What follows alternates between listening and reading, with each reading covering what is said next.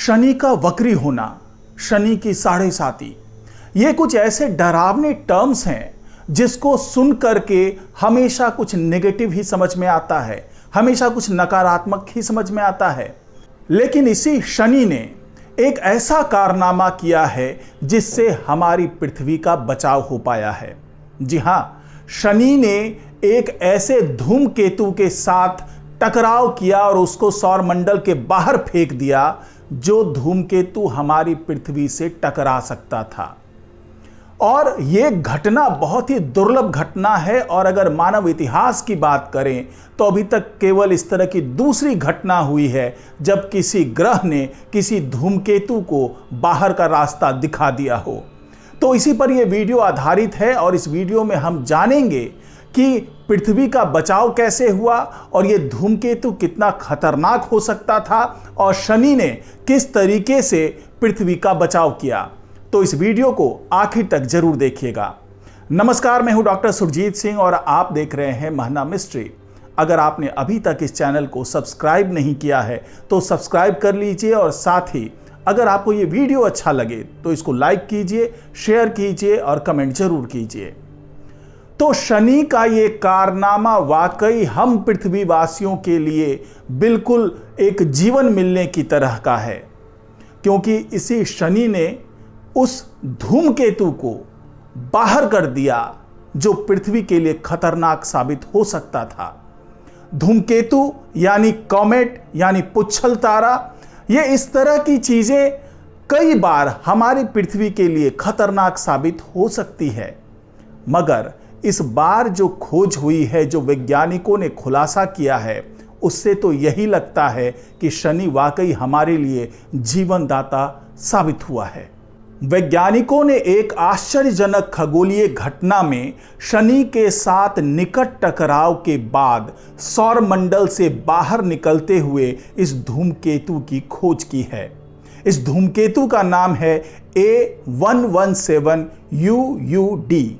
इस पिंड की खोज 14 जून 2024 को एटलस के माध्यम से की गई है। एटलस यानी asteroid terrestrial impact last alert system, यानी अगर इसे हिंदी में कहें तो क्षुद्र ग्रह स्थलीय प्रभाव अंतिम चेतावनी प्रणाली। यह एक ऐसा सिस्टम है जिसके माध्यम से एस्टेरॉयड पर नजर रखी जाती है या कोई भी ऐसा खगोलीय पिंड जो पृथ्वी के लिए खतरनाक साबित हो सकता है या पृथ्वी के साथ उसके टक्कर होने की आशंका बनी रहती है, उन चीजों पर, उन खगोलीय पिंडों पर एटलस के माध्यम से नजर रखी जाती है और इसी के दौरान ये धूमकेतु नजर आया। इस खबर में आगे बढ़ने से पहले ये जान लेते हैं कि ये धूमकेतु क्या बला है और किस तरीके से इसकी उत्पत्ति होती है और कैसे शनि ने इसे बाहर का रास्ता दिखाया है। तो सबसे पहले समझते हैं इस धूमकेतु के बारे में। धूमकेतु यानी कॉमेट और एस्टेरॉयड दोनों खगोलीय पिंड हैं, लेकिन धूमकेतु अपनी कई चीजों के माध्यम से एस्टेरॉयड से बिल्कुल अलग हो जाता है। ये ब्रह्मांड में घूमते हुए बर्फीले पिंड होते हैं। ये मुख्य रूप से बर्फ, धूल और गैस से बने होते हैं और जब ये सूर्य के करीब आते हैं तो सूर्य की गर्मी से इनकी बर्फ पिघलने लगती है और एक लंबी पूंछ जैसी संरचना बन जाती है, इसलिए इन्हें पुच्छल तारा भी कहा जाता है। अब यहां पर सवाल ये उठता है कि इस धूमकेतु का निर्माण कैसे होता है। तो अधिकांश धूमकेतु सौरमंडल के निर्माण के समय बचे हुए पदार्थ से बने थे और ऐसा ही एस्टेरॉयड के बारे में भी कहा जाता है। तो धूमकेतु एस्टेरॉयड से अलग कैसे हुआ, कॉमेट एस्टेरॉयड से अलग कैसे हुआ? तो जब ग्रहों का निर्माण हो रहा था तो बहुत सारा पदार्थ सौरमंडल के बाहरी हिस्से में बिखर गया था और ये पदार्थ धीरे धीरे ठंडा होकर धूमकेतु बन गया, जबकि एस्टेरॉयड सौरमंडल से इतनी ज़्यादा दूरी पर नहीं होते हैं जहां पर वो जम जाए, वो बर्फ का गोला बन जाए, लेकिन धूमकेतु के साथ ऐसा होता है। अधिकांश धूमकेतु ओर्ट क्लाउड नामक एक गोलाकार क्षेत्र में स्थित होते हैं। ये क्षेत्र सूर्य से बहुत दूर है और लाखों या अरबों धूमकेतुओं का घर है।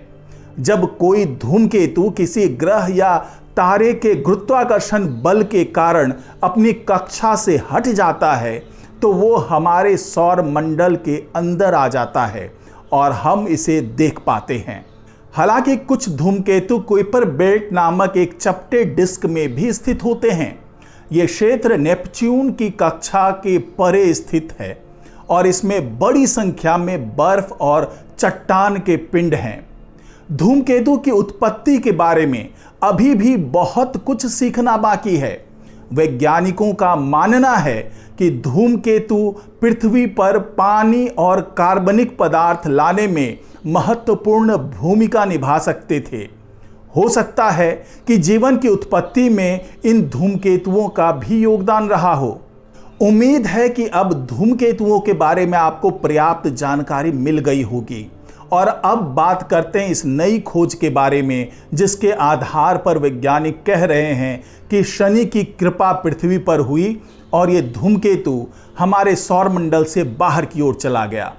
तो शोधकर्ताओं ने सूर्य के चारों ओर धूमकेतु की कक्षा का पता लगाने के लिए 142 ऑब्जर्वेशंस का उपयोग किया और पाया कि ये जो धूमकेतु है A117 UUD, इसका 2022 में शनि के साथ महत्वपूर्ण संपर्क हुआ था। इस अंतरक्रिया ने धूमकेतु के प्रक्षेप पथ को बदल दिया, जिससे ये अत्यधिक दीर्घ वृत्ताकार कक्षा में पहुंच गया, जो इसे लगभग 10,800 किलोमीटर प्रति घंटे की गति से इंटरस्टेलर अंतरिक्ष में फेंक देगा, जो कि F-16 जेट लड़ाकू विमान की अधिकतम गति से लगभग 4.5 गुना अधिक है। और इस तरह की घटना केवल दूसरी बार हुई है जब किसी धूमकेतु को ग्रहों के टकराने के कारण सौरमंडल से बाहर फेंका गया है। पहली घटना धूमकेतु C/1980 E11 यानी बोवेल की थी, जिसे 1980 में बृहस्पति द्वारा बाहर निकाल दिया गया था। वैज्ञानिकों ने इसके बारे में बताया कि हमारे परिणाम बताते हैं कि धूमकेतु A117 UUD का मामला C/1980 E1 यानी बोवेल के समान है, जो इस धूमकेतु के लिए एक्स्ट्रा सोलर मूल के पक्ष में नहीं है। और ये घटना जो 45 साल से कम समय में ग्रहों के टकराव के बाद 2 इजेक्शन देखे गए हैं, वो ये दर्शाता है कि ऐसी घटनाएं अपेक्षाकृत अक्सर होती हैं। शुरुआत में ऐसी अटकलें लगाई जा रही थी कि A117 UUD अपनी हाइपरबोलिक कक्षा के कारण एक एक्स्ट्रा सोलर ऑब्जेक्ट हो सकता है। हालांकि आगे के विश्लेषण से इसकी उत्पत्ति हमारे सौरमंडल में ही होने की पुष्टि हो गई। सौरमंडल से धूमकेतुओं का बाहर निकलना एक दुर्लभ किंतु ज्ञानवर्धक घटना है, जो हमारे ब्रह्मांडीय पड़ोस में गतिशील गुरुत्वाकर्षण अंतःक्रियाओं पर प्रकाश डालती है। जैसे ही ये A117 UUD अपनी इंटरस्टेलर यात्रा पर निकलता है, वैसे ही ये क्षुद्र ग्रह ओमुआमुआ जैसे अन्य उल्लेखनीय इंटरस्टेलर यात्रियों में शामिल हो जाएगा, जो 2017 में हमारे सौर मंडल से होकर गुजरा था।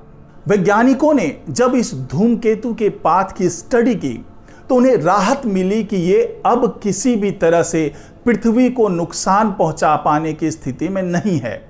लेकिन अगर शनि ग्रह के प्रभाव में ये नहीं आता, उससे जो बहुत नज़दीकी वाला टकराव ना हुआ होता और उसके गुरुत्वाकर्षण बल के प्रभाव में नहीं आता ये धूमकेतु, तो हो सकता है कि ये धूमकेतु आगे बढ़ता हुआ हमारे पृथ्वी से भी टकरा सकता था।